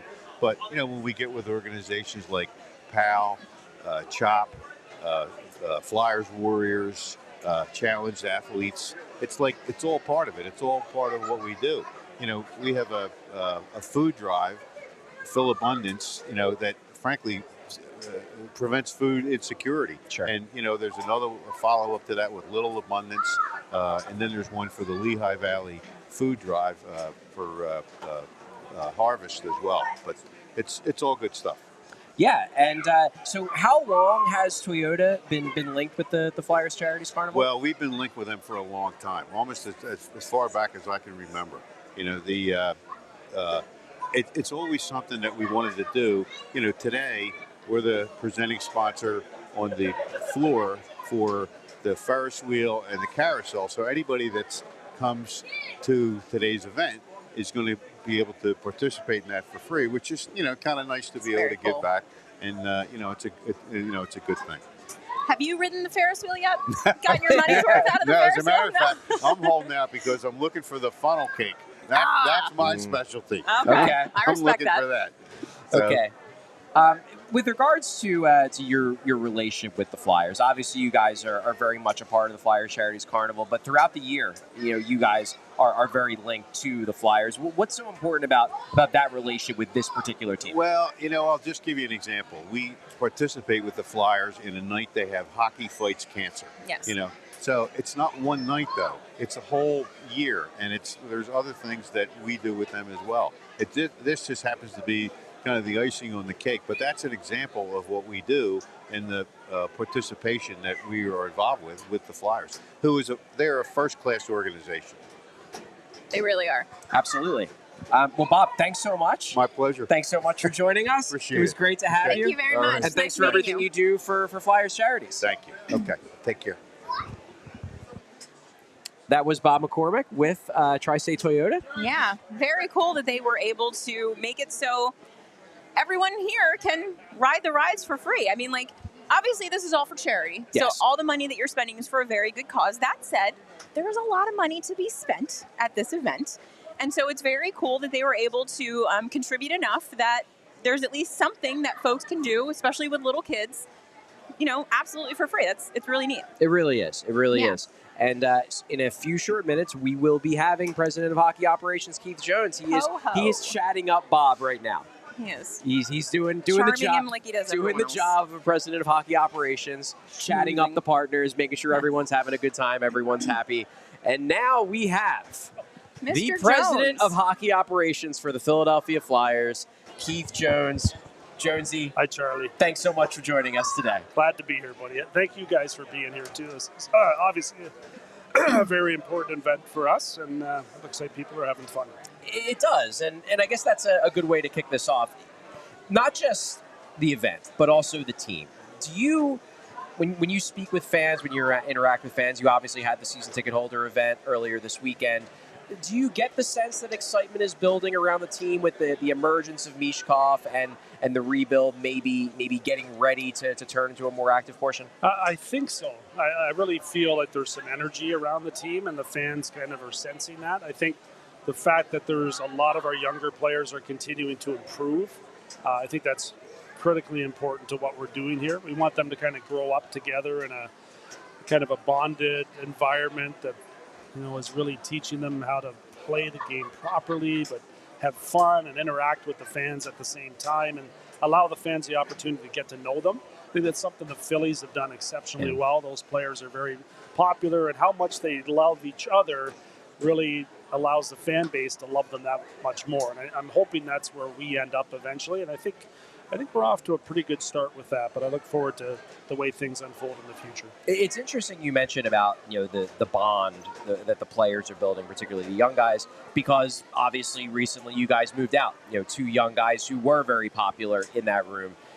Was that a consideration in the lead up to the trade in terms of excising guys who had built up such a status in that room, and why didn't that prevent you from making the move?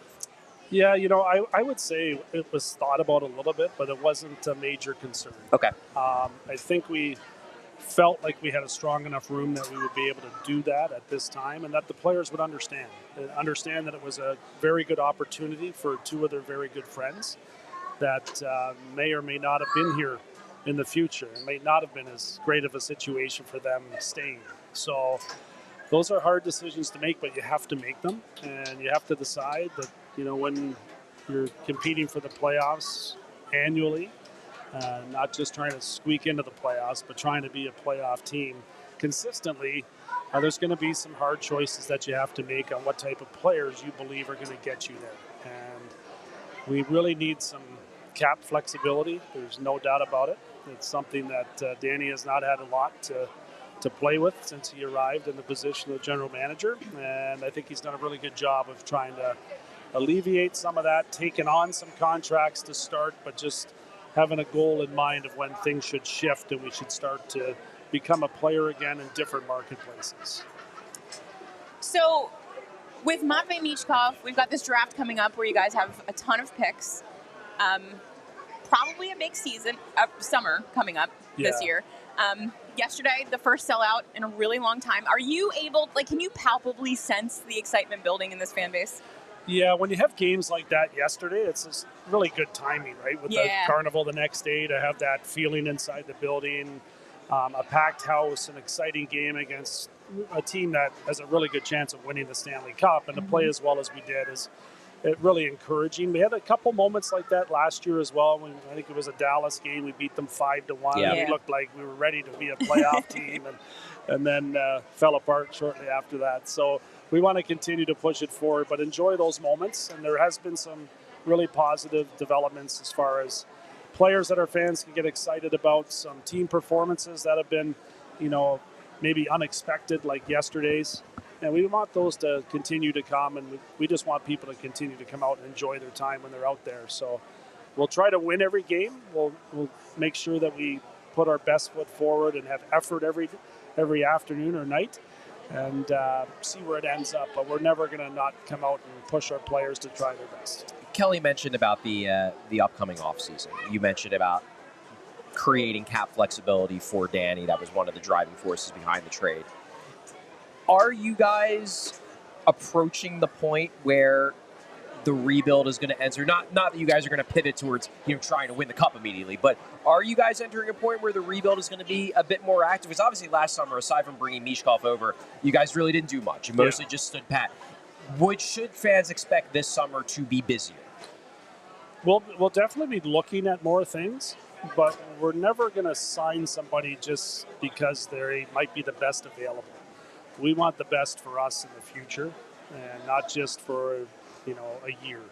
So those are going to be some well thought out, hopefully right decisions made, where you're not, getting the Ilya Brizgala. Right. It's really important that we, keep the eye on the prize, and that's being a playoff team consistently. That's what we want to be, because when we're at that point, then we'll have a chance to win the Stanley Cup. But we want to continue to build it properly. We're not going to rush in and just because we have a few extra dollars to spend, do that. But we're going to be out there and letting people know that we're getting to that point.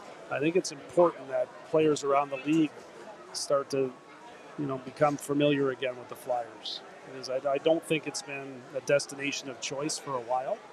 So we want to make sure that we're getting the word out there that we are going to start to kind of turn the corner and continue to push this thing forward. But I do think shopping and being around and being in those conversations might not lead to something immediately, but eventually will. So one thing that I have to ask, because this was mentioned at the season ticket holder event, it kind of had a little firestorm on social media where you and Danny were asked about offer sheets. And apparently you guys kind of looked at each other and smiled and said, we may look into that.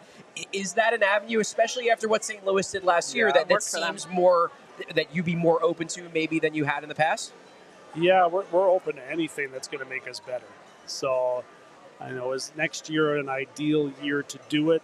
Our first round pick next year could still be very valuable. So we really have to, it would have to be something incredibly good that we think can change our fortunes for a long time, not just a temporary fix. So they would have to, it would have to be an amazing player that became available in order to do something like an offer sheet. But we're going to be looking at everything. There's no doubt. And finally, we're starting to have some more flexibility to be able to do that. Whether or not it's next year or the year after, when we do it, it's going to be for the right player. Do you get the sense, because you obviously talk to people around the league all the time, you're very well connected.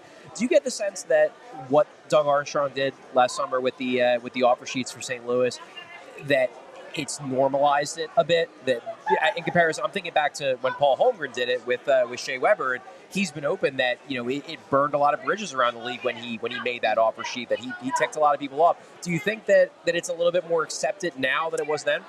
I do. I really do, because I think even back then there was less. The league is so tight, and everybody has the same amount of money to spend, that it was almost like it was bullying, because the Flyers could spend whatever they wanted and Nashville couldn't keep up to them. Everything's different now. As the cap increases, I think it's going to be more advantageous for the teams that have higher budgets that are able to spend to the cap, because I don't foresee every team spending to the cap. Like, I think those percentages are going to drop, and then the Flyers and teams like the Flyers, Rangers, all the rest, the big market teams should gain an advantage by that. I don't think it's a bad thing for the league either. I think having Flyer fans watching hockey in the playoffs is pretty good for everybody. So yeah, we have a big responsibility to try to get our team back in that playoff type picture. Kelly, you have another question for Jonesy? So I just want our listeners would like me to tell you that we're doing a little drive for Flyers Charities during our little live show here. Awesome. We've raised over $1,000. That's great. Thank you broke so $1,000. much, Yeah, guys. we broke $1,000 while really you were cool. sitting here. So That's thanks great. for that. That's I think you awesome. probably got us over the hump there. That's great. I'm just happy you guys are talking Flyers hockey. I mean, we need more of it. We need to continue to grow it, and you guys are helping us in that regard as well. So thank you for all that you guys do as well. We're happy to do it. And I guess last question before we let you go, watching the Eagles win the Super Bowl, does that give you any added motivation seeing a parade down Broad Street and thinking that, this could be us if we do the job the right way? Yeah, there's no doubt about it. And that's one great thing about, having a team in your city win it all, no matter what the sport is. You hope it becomes contagious, but you definitely want to taste it. There's no doubt. And look back at Boston, they had a run of championships for a while where it seemed like every team in every sport was running to the final no matter what it was. Yeah, driving all of us nuts, I think. So hopefully we get in a position to do that. We're not there yet, but we look and we obviously pay a lot of attention to it and understand how much it means to our fans. All right. Well, Jonesy, always a pleasure Thanks, talking to you. Charlie. Thanks so Good much to for see taking the you time guys. to talk to us. Thank you. Have a great rest of the day. Thank you. You as well. Tell Bill to wake up. Why isn't he here? He's sleeping again? No, he's dealing with a family thing. Okay. All right. Well, wish him well for me. I will. All right. See you guys. Bye. That was President of Hockey Operations for the Philadelphia Flyers, Keith Jones. Always great to have Jonesy on the show. Had to give him that question about the offer sheets because I know that was a big thing on Twitter on Friday night. The people, including me, want to know if we're going to offer sheet Marco Rossi. Somebody. Gabe Velarde. So many options. So many options.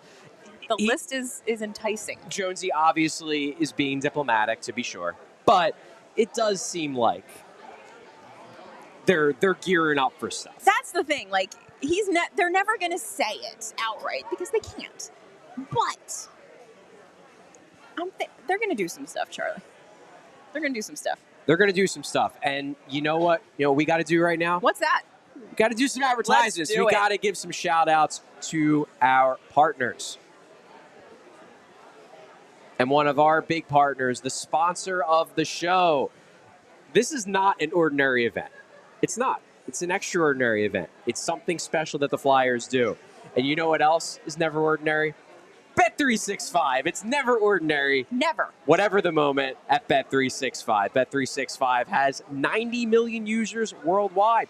Live streams 780,000 events each year. Bet365 pioneered live in-game betting, and today, Bet365 offers the widest range of games and markets available for live in-game betting across 78 sports. Kelly, the NHL is back in action. They sure are. Started back up yesterday, which means the NHL early payout offer is back as well. And with that early payout offer, you're a winner.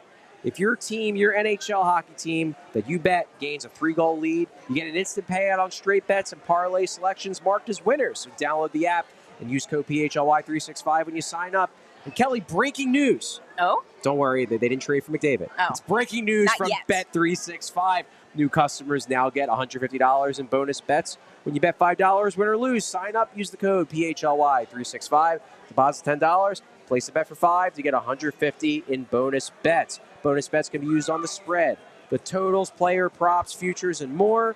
Whatever the moment, it's never ordinary at Bet365. And now the disclaimer. Must be 21 years or older to bet and physically located in Pennsylvania. If you or someone you know has a gambling problem and wants help, call 1-800-GAMBLER. Kelly. Yes. Also have to talk to you about those Golden Nuggets. Oh, we love and Golden I'm not Nuggets. just talking about the Flyers prospects. I am talking about Golden Nugget Jewelers. For the past 30 years, Golden Nugget Jewelers has operated out of the very same location in the heart of Philadelphia. Customers from across Pennsylvania, New Jersey, and even Baltimore and New York City have come to Golden Nugget Jewelers to find that perfect engagement ring or wedding band. Their staff is highly trained, dedicated to providing a personalized shopping experience with a vast selection of engagement rings and wedding bands, along with high-end watches, fashion jewelry, and sparkling diamond necklaces, bracelets, earrings, and more. Receive a final cleaning and written appraisal with every engagement ring purchase. As I mentioned, Golden Nugget Jewelers, it's been a family-owned and operated business since 1987, right here in Philadelphia on 8th and Chestnut in Center City. You deserve an expert in the best price. Golden Nugget Jewelers, where Philly gets engaged. Visit goldennuggetjewelry.com today to learn more. And we do have another guest. We're coming up on the end of the show, but before we close it out, we want to have Cindy Stutman come on the podcast. I believe she's having a conversation right now. But Cindy will be joining us momentarily. Yeah, she heads up the Flyers Charities. She does indeed. So This is her event. And here she is. Here is Cindy. Cindy. Hi. Thanks so much. Thank you. Thanks so much for joining us. This is the big event of the year for you guys. I guess to kick it off, how much work does it take to put together an event this big and that means so much to so many people? Well, we started planning this event the day after last year's event, literally. So it really is, it's something that's on our schedule and to-do list literally every day of the year. So this is the culmination of all of that work. And how is it going so far? I'm sure you've been running back and forth to every little thing, making sure everything's going smoothly. Everything going good? Everything's going as smooth as we can expect it to be. Our team really had it, I don't want to say more together like they didn't have it together last year, but another year of experience has made the whole process a little bit smoother for us.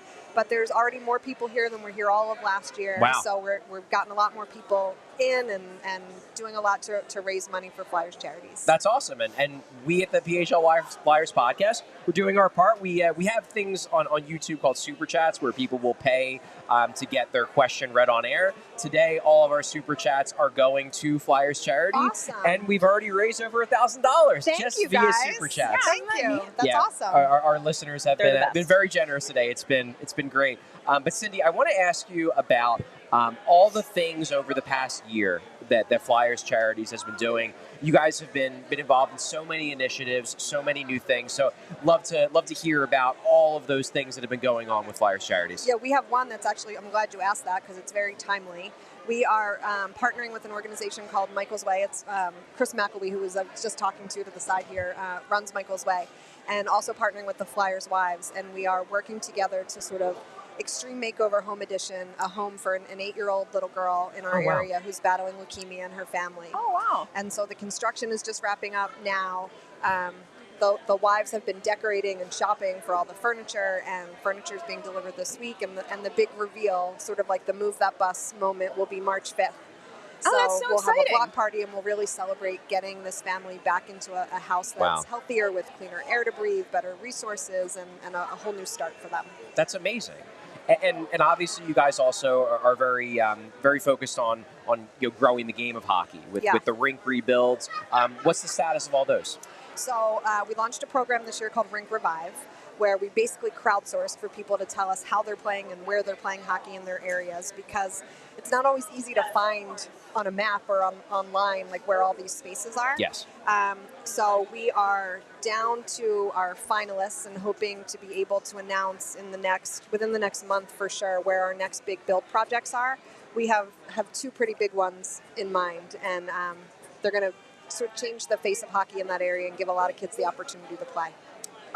One thing we've spoken to a lot of people today. We've spoken to Dan Hilferty, Keith Jones, Lou Nolan, so many. But one of the common threads I would say is it seems like the organization is full buy-in, from the top to the players in terms of being involved in these initiatives. What have you seen from the players specifically in terms of their involvement? Well, this event doesn't happen without full buy-in, right? The fact that Dan and Jonesy and Danny are all here, and Danny and Jonesy were signing autographs and taking pictures. I mean, everybody's involved. But our players really are great. And for us, it's not always a matter of us asking the players to do something or to get involved in something. It's them coming to us with ideas, and we build stuff around them. So we've worked really closely with Garnet Hathaway this year, for instance, who really wanted to build up his Hath's Heroes program. And now he's not only meeting and greeting after a game, but he's raising money and going to make a nice donation at the end of the year to a local organization that supports first responders. So our guys really are second to none. I mean, Owen Tippett asked to get involved in youth hockey, so he became the face of our Learn to Play program. Awesome. And his wife Taylor said, "I want in too." And she's been coming to practices and or to the sessions rather, and getting on the ice with these kids. She's going to be a part of our girls play hockey for free sessions in March, and so they're really fantastic and proactive. It's not us, begging guys to get involved. Like, they are raising their hands and saying, like, I want in. And it's probably contagious too, where one or two guys get involved, and then their teammates see that there's support from you guys, and then more and more players want to do something. Yeah, and we've had a few guys, even like Scott Lawton has been that guy for us for a long time, that guys have said to us, like, I'm seeing what he's doing, like, I want to do some of that too. And I've started getting involved in some of his programs, and now are sort of branching out on their own to do their own programs.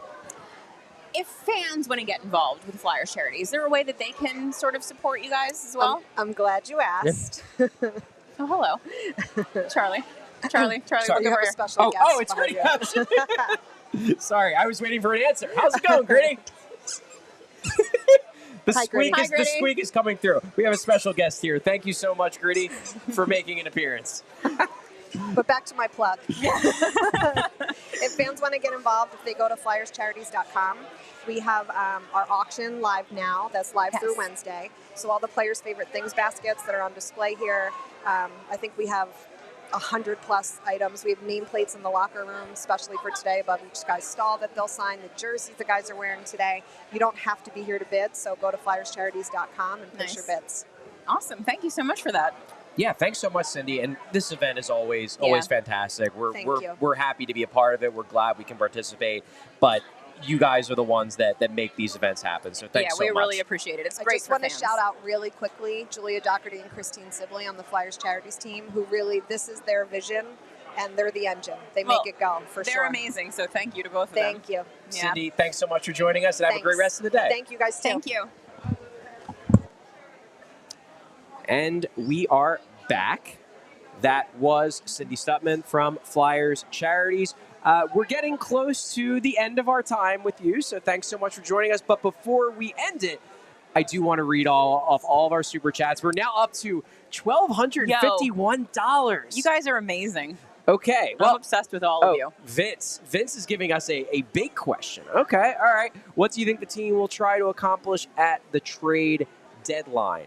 Great question. Well, I would expect them to be on the phones taking offers on especially Scott Lawton and Rasmus Ristolainen and Andrei Kuzmenko being someone who maybe they'll gauge. Yeah. But I think they like him. I think they want to see if he could be a long-term fit. By long-term, I don't mean an 8-year contract, but maybe a couple years. Yeah. So I don't think they're going to be rushing to trade him, but they'll listen.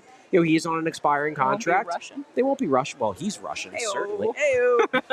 They won't be racing to trade Andrei Kuzmenko, but they'll certainly be listening to see if anybody has interest in him with some salary retention to make that cap hit a bit more palatable. But I do think Lawton and Ristolainen are your two big names to watch for this deadline. And it'll be interesting because it does kind of seem like deadline day used to be like a day when everything would happen. I used to take off work and watch the TSN live feed all day.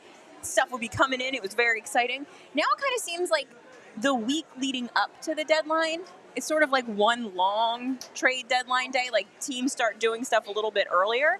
And with Danny obviously making this kind of a big trade with Frost and Farabee, it's kind of signaling to me that like the Flyers are like right now open for business. They're not necessarily going to wait for March 7th to make some moves. But I would imagine they're listening on pretty much anybody that's not named Matvei Michkov. Matvei Michkov, I would say, is he's probably off the possibly table. Untouchable. One might call him untouchable. I think he's probably not getting moved. All right, next up, super chat wise, we have Oliver. Is this Oliver Lauritsen? No. Oliver Lauritsen. So this is not Oliver Lauritsen, the Danish giant defenseman for the Flyers back in the day. How much better would this team? Oh, it is Oliver Lauritsen. That's the joke. How much better would this team be if I were still on it? Oliver, you were very large. You were a big boy. You were very, very large, and it was fun to watch you be very, very large on the ice and hit and skate. Thank you, Oliver. Some people are really into that. Dan Knightley, my fellow Canadian Hanks with the best hair in the league. Look at that, Kelly. You got a fan. You got a fan. Pod, Dan Knightley. Friend of the pod, Dan Knightley. Dan, I miss you. Come to Blue Sky. Dan's a Twitter pal. He needs to come over to the new place. He needs to come over. Yeah. Vincent Pellegrini again. How do you view Tyson's season so far? I think it's been fine. It's been fine. I would have liked to see him take a bigger step. I think that he got off to a very rough start. Yeah. And since around mid-November, I would say he's been meeting expectations. Yes. He hasn't exceeded expectations, but he's met my expectations. I think that's where I'm at with Tyson. Yeah. Hoping next year is a little bit of the leap. Yeah, it's the leap. Need to see a little bit more. Exactly. Next up, Will Wadsworth. This was the $10. I love Danny Briere. Same. Will, I think Danny is a fan of you too because you're not one of the people yelling at him on social media all the time. Wish we could have gotten Danny. Yeah, he's busy. He's a busy man. We got everybody else, basically. I know. It's hard to complain. All right, next up, another one from Vince. Where is everyone's favorite place to watch the game at the stadium? Well, I guess for me, it's the press box. Yeah. Yeah. Your seats, Vince. I like them a lot. They're very good. Vince has that suite up in the box where we watched nice. the takeover for the Gautier game. Honestly, honest answer, wherever the funnest people are. Yeah, that's that. I mean, that sweet takeover was so much fun because you guys were all there, and it was so much fun. Booing a teenager, going crazy, eating nugs. It was a really good time. Any time that I can watch a game with other diehard Flyers fans, I'm gonna have a good time. Yeah, so. We're up to 1,500. Yo! Look at that. Gary B, Bill, Charlie Hinks. I'm here hoping to run into y'all. Maybe after we finally get done. Yeah. Maybe we'll see you, Gary. I'll be sitting here eating pizza. There you go. Next up, K-Red. PHLY, thanks for the show. Thank you, K-Red. You've been a regular viewer, listener, reader, so thanks so much for your support. Next up, another one from Vince. No one better than Jim Jackson. Agreed. Honestly, the man's a legend. He's just so cool. Yeah. I can see hanging out with him is probably super fun. I'm a little jealous of you sometimes. It's probably super fun just to hang out and talk hockey with Jim Jackson. I can say it is. Love talking hockey with JJ. Yeah. Then we got another one from Brian Cervelli. This is hands down the best podcast. Not even just the best Flyers podcast, the best podcast. That's accurate. Brian, thank you so much for the kind words. Brian. We very much appreciate the support. Emily Ben, JJ is a legend. Emily, agreed. Truly. Absolutely a legend. Yes. Vince, again, whose autograph would you want if you were at Carnival? Ooh. Kelly, this is probably a better question for you. I shouldn't be getting autographs for the players I cover. Be a little unprofessional. But you are a fan. Pure fan, so. I've reached an age where autographs don't do much for me anymore. That said, I would get Andrei Kuzmenko's autograph for reasons. For reasons. All right, we'll let that stay where it is. Vince, $9.99. Dan Hilferty is a real one. Love the vision. Yep, Dan's a good guy. He is a real one. I honestly believe it. Regardless of whether this rebuild works or not, Dan Hilferty is legitimately a good dude. That's the thing. They're really, really trying to get this right. And that's all that I can ask. I mean, that's all that you can ask. They're going to do everything that they can to make this happen. They're trying. And that's all I need from them. They certainly are. Vince, again, have to start with my man, JH. Oh, Joe, this was when we started getting the flood of because you guys are crazy. Of expensive donations. Vince, thanks so much. Then Will with a $1.01 one. He got $100. $100.01. He got that penny for JA. So thank you, Will. Thank you, Will. The Nerd Database, best Flyers podcast, hands down. Well, Brian's got you beat because the Nerd Database is specifying Flyers podcast. That's true. Brian, it's the best podcast. Period. Brian wins. Take that, Joe Rogan. We got you beat. Yeah, exactly. You can't qualify like that. We're just the best podcast. Emily Ben, let's go Flyers. Thanks again, Emily. Next up, Melissa. Love you all. Let's go Flyers. Thanks so much, Melissa, for your donation. Always hanging out too. Melissa I like her. is a regular. Thanks so much, Melissa. Nicholas, Trust and Danny B. Go Flyers. $19.99. Thank you for the donation. JH, another big one. Well, God, that's Patrick's music because Patrick was a big donator as well. He was. You guys are awesome. Thank you, JH. There's Patrick. 39's in the chat for charity. The Michkov number. The Michkov number. The Mich number. All right, next up, Andrew Peterson. Oh, Andrew Peterson. I'm very familiar with Andrew from Twitter. Oh. First super chat for Flyers Charities. Andrew is a stat guy. He's a very, very intelligent stat guy. Big Andrew Peterson fan. We love the nerds. Love the nerds. I say that affectionately, by the way. Danny Beans. Danny Beans is a regular in the Discord for the Utes. $200 from Danny Beans. Good Thank Lord. you, Danny Beans. Patrick, $20 to 1,000. Yeah. He was the one that got us to 1,000. Thank you, Patrick. JH, that's 2 pennies now, Chuck. All right, I owe you 2 pennies, JH. Sure. We're at 1,700 on the nose, so I think you're clear of sending any pennies. I'll find a way to donate 2 pennies. Then we got Vince with his classic. Why not us? $247.75. He was clearly getting us to an even number. Oh, that was nice. That's I like my that. guess. That's my That guess. helps with my OCD. Emily Ben, more from Emily Ben. One more. Thank you, Emily. Emily. Thank you. You guys are awesome. JH, because 1,500 is a nice round number. Another big one. My 200. God. Jeez, JH, JH. jeez. That's 3 pennies. Now I owe him 3 pennies. Okay. I'm keeping track. And then Danny Beans, a $200 from Danny Beans. If I remember correctly, Danny Beans is also the he does writes for you guys, does articles for us. Yes, that is that Danny Beans. As long as it's not an impersonator. No, that's him. As long as this isn't a fake version of Danny Beans. Danny has written multiple articles for us. Another stat nerd. Stats guy. Does great work for us. So thank you, Very smart, Danny. man. And that's it. $1,700 raised. Incredible. Oh, $20 from Blinson. Someone I know regular. from Twitter. I believe he's also a regular on Flyers Reddit, if I remember correctly. I think he's a Flyers Reddit person. I stay away from there. It frightens me. Yeah, Flyers Reddit it can be a scary place, but they like me. So they're cool. That's good enough for me. They're cool. So $1,720 That's appears incredible. to You be guys are amazing. the finale. Thanks so much for all your generosity. I'm so Thanks jazzed about that. for watching.